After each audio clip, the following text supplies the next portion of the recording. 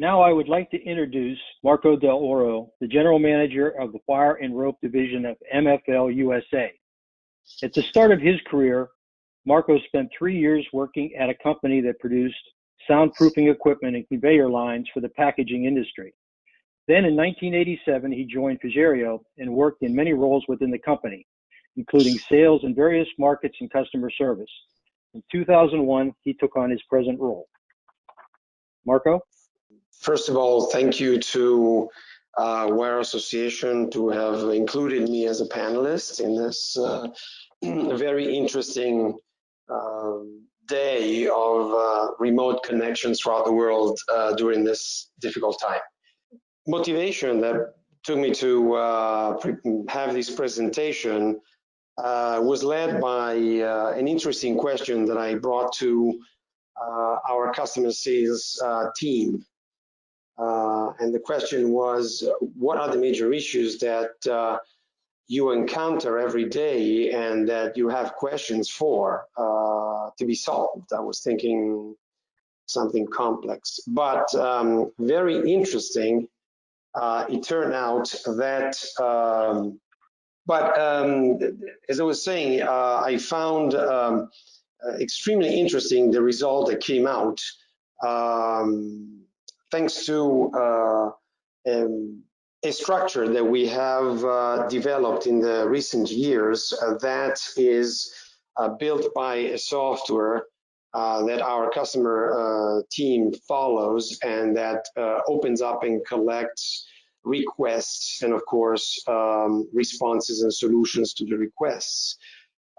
Everything earlier was made by word of mouth, by collection of faxes and emails that were processed and not stored into an archive. So by looking at the archive that now our new Zendex software it's allowing us to read and approach, we found out that the major issues that we are collecting and requests for solutions are related to two of the major areas, and I would underline it, major important areas that are part of the drawing process. Somebody would think electrical controls or something else, but no, I was surprised too to see that the areas where there are issues and related to different situations that I would like to explore later on, where on the treatment and control of the usage and operation of the gearboxes, and also the water line and the cooling process and the cooling system of machines. I would like to underline that the collection of data that we have, it's not related only as solely to say our equipment, but the references that I'm giving and some of the examples that I will comment are referred to equipment in general. I believe that this certainly helps operators or maintenance people to maybe keep their efficiency and productivity of the equipment to a higher level. So despite the fact that yes, there can be differences between the design of a specific piece of equipment that is using a certain type of gearbox compared to others, the causes, however, of a malfunction of a gearbox are usually pretty much the same. Gearboxes have mechanical components with normally oil running into them. In some cases, some of the parts are built in a way that being a dedicated design that will allow to anticipate some of the issues and some of the problems that a gearbox can run or can have through production. It's understandable that every production plant is looking at mainly their output, but these number of cases that we have collected are telling us that production is important, but production can become or have issues or problems if the machine, and in particular the main part of the process, is not well checked. I would not like to say well maintained, but I would say well checked. So there are possibilities for the maintenance team or even the operator to sometimes anticipate some of the major issues that would cause a machine stop.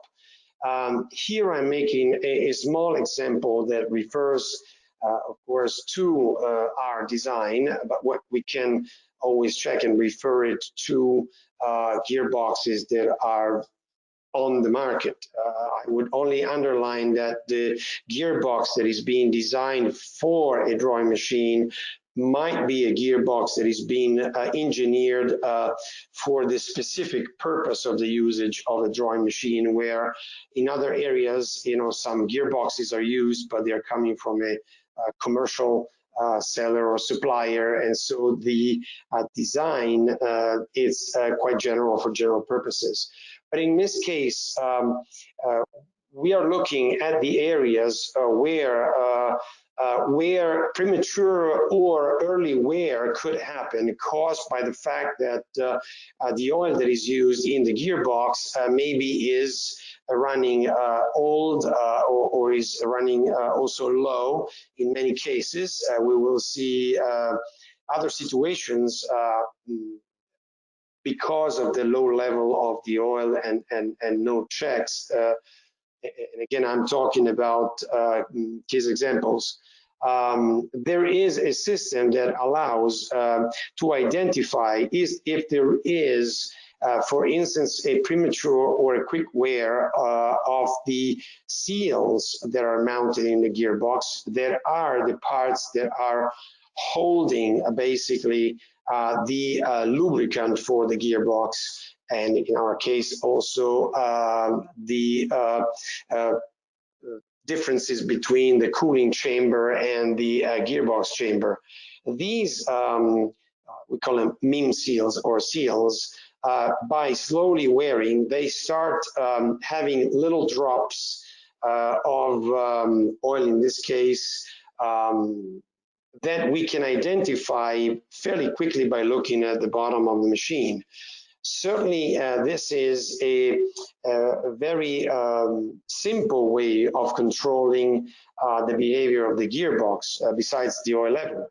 But we need to consider, and I want to consider, that on the market today we have equipment that is fairly new, but we also have equipment that is up to 60 years old. And so we need to look at how to prevent some of the issues or mechanical problems that could arise in very simple ways. We do have, and there are systems, listen to other webinars where there is more and more digital control and sophisticated control for these areas and other areas. We are approaching it, but I really wanted to underline the fact that by doing simple things, we can really maintain the efficiency and the productivity of the machines and the equipment longer than what we may expect. So this is an area that can help somehow, you know, to prevent and therefore intervene immediately into to the machine in order to go into major issues that can certainly be cause of something that we can see here in the next slide. This slide is showing something, and it's, I would say to the audience, that is probably not the worst situation that I've seen. This one looks pretty clean. But let's say that by not controlling the oil level or certain spies, we call them, that can identify a potential problem in the gearbox, some of the causes that can be quite serious then from a production point of view are breakage of gearboxes, because maybe not the lubrication of the gear itself, but the lubrication of some of the bearings that are holding shafts in the gearbox, being very badly lubricated, would suffer by a loss of material, or sometimes we even saw loss of ball bearings or rollers of the upper bearings falling into the gears, and acts as a destroyer to the component itself. You understand very well that going into this kind of issues, it is going to be definitely a major downtime and loss of production, unless, but nowadays we all tend to be fairly short on the spare parts that we want to host and hold in the plants, or because of cost control and other reasons that can bring to that. So again, simple indications, but indications that are telling us that no matter how new or old is the equipment, some kind of attention and eye to some areas of the drawing machine, particularly looking at gearboxes, should be considered.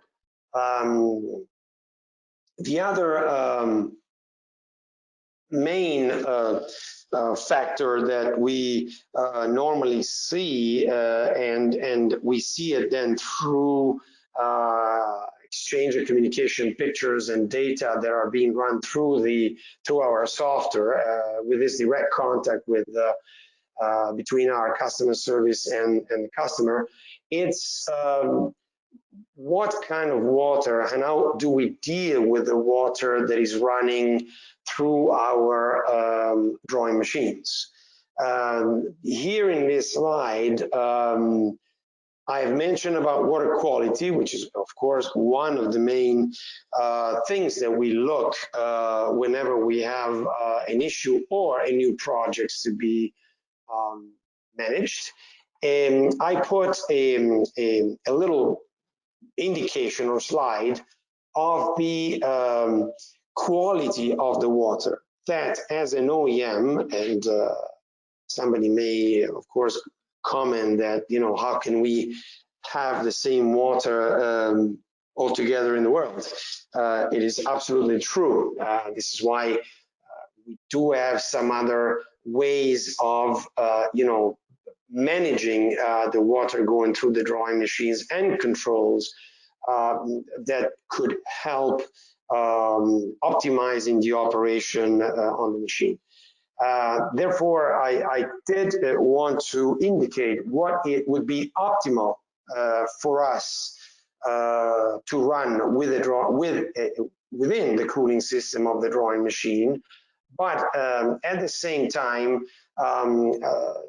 describe some case examples that may not be related to the quality of the water. Of course, if we have water coming from the city, we had cases where customers were buying water from the city. If the water is managed by the cooling tower or dedicated to the drawing machines, but sometimes not necessarily dedicated to the drawing machines because of the size of the cooling tower, managing other pieces of equipment, we may run into issues that build up gradually throughout the cooling system of the drawing machine. Cooling is essential to wire drawing. I don't have to explain to wire drawers that if we have a good balance between the water flow and the water temperature into our blocks, we can identify, thanks to then drawing practices and reductions, an ideal drawing practice that can bring us to high quality wire, high speeds, and efficiency in dialing. If the efficiency of the water starts to decline, of course, we're going to run into cooling issues. Cooling issues are also generated by heavy buildup, and we have several cases in our history where a buildup in the blocks can happen in less than 6 months. It depends on what kind of water we're actually dealing with and running through the drawing machine. So even in this case, some indications are, a clear signal around the drawing machine. In this case, in this picture or other pictures you will see, this is a clear signal that the gearboxes and the block itself, the construction of it, it's losing completely, the cooling water from somewhere, which means that very probably build up in some areas, heavy wear of the seals in the machine, or even worse, some bearings that are starting to wear, are starting to having some play into the operation, and therefore generating, this is one of the worst, I would say, but generating situations that are similar to this.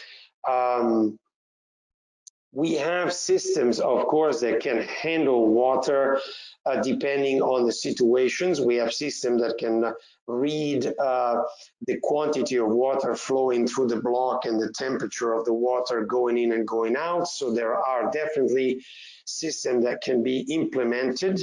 Not in every machine. I would suggest for whoever has equipment that has a certain age that yes, it's feasible to create some sensors and detectors to control water flow and water temperature through the drawing machines, where we can detect if there are increasing temperatures in our drawing practice or increasing temperature in our water, which at that point will not give us the best cooling operation. And so this is something that I would definitely, I wanted to identify to the audience, and I realized that time is running very short. Other examples that ran right after the two main cases that I find the most important one is also how the machines are kept clean and operated by the operators and or any team, but usually the operator and then maintenance comes after are the people that are more on hands on the equipment. And so a bad management of the lubricant that is not correctly loaded on the die boxes, or spread it around the machine, as I like to say it, and you can see it in this picture, can be a cause of contamination of the cooling water in the long run, contamination of mechanical components of the machine, contamination of bearings, and so on. Safety guards, how safety guards are treated and dealt and used sometimes can be a cause of very useless and annoying stops of the machine, which again I lead to production, because at the end of the day, plants needs to run production, needs to run tonnage. It's the work of their life. Few points that I want to briefly resume in other areas is greasing points. Never grease too much or too heavily bearings or any parts that are rotating or parts that are being greased.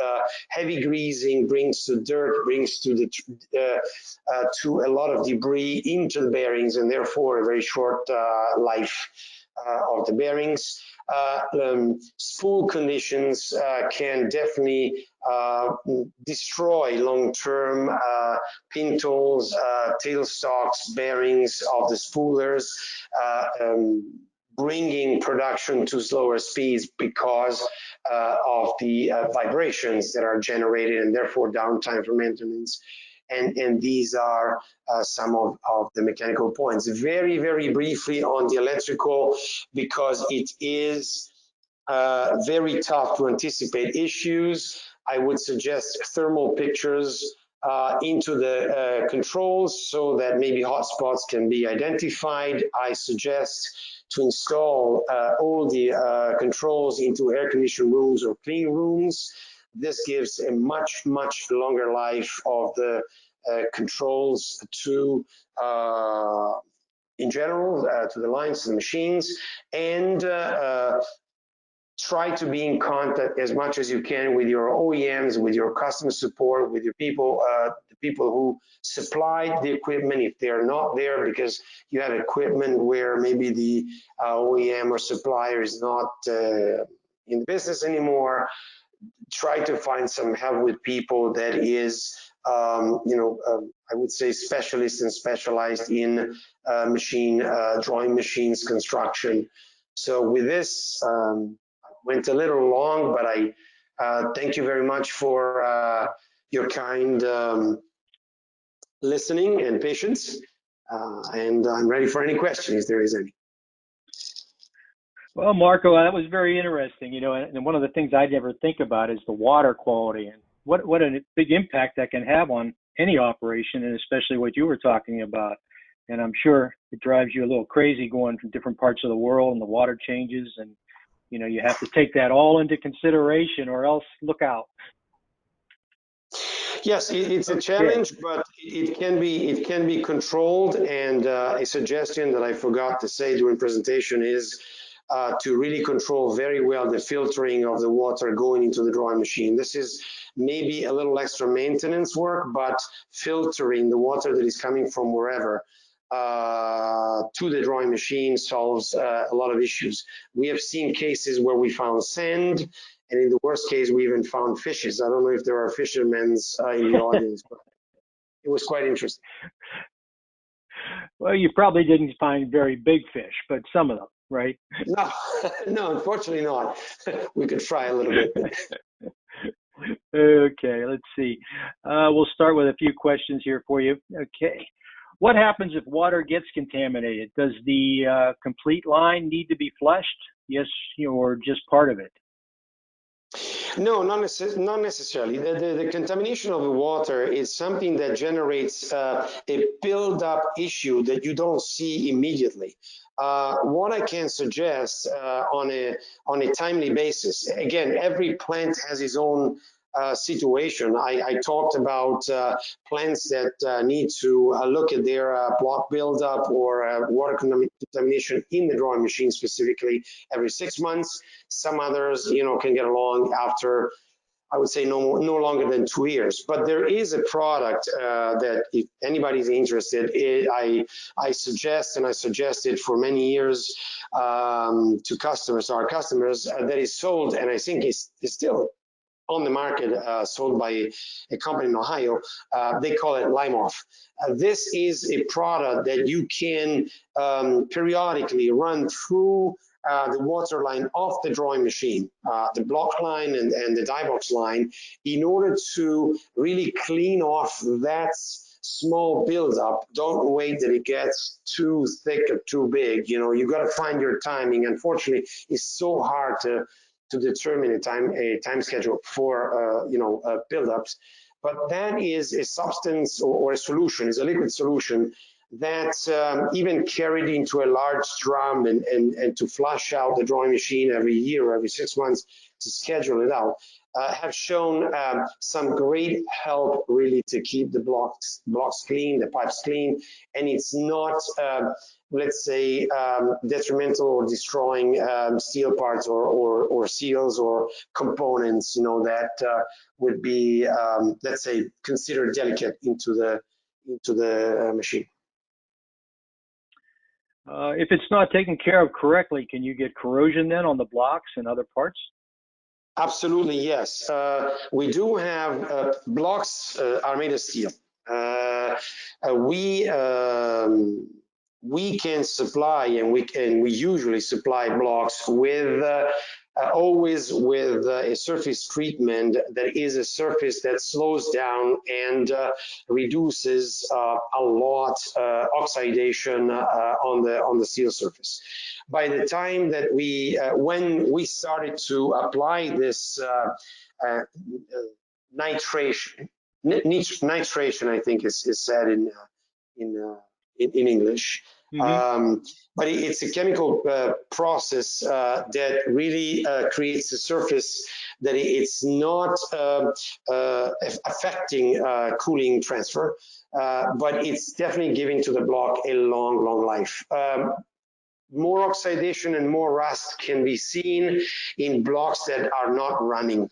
If you have a 6-die machine and you mostly run 5 blocks and you have that block that has been sitting still for a long time, very probably you would see a little bit more rust being built there. Okay.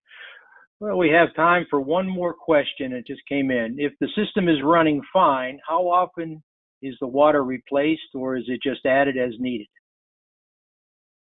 There is no need for water replacement if the system runs fine and is in good control. I mean, if whether it's coming from a pit recirculated, whether it's coming from the cooling tower, with, again, a little bit of control on the filtering for large stuff, not small fines.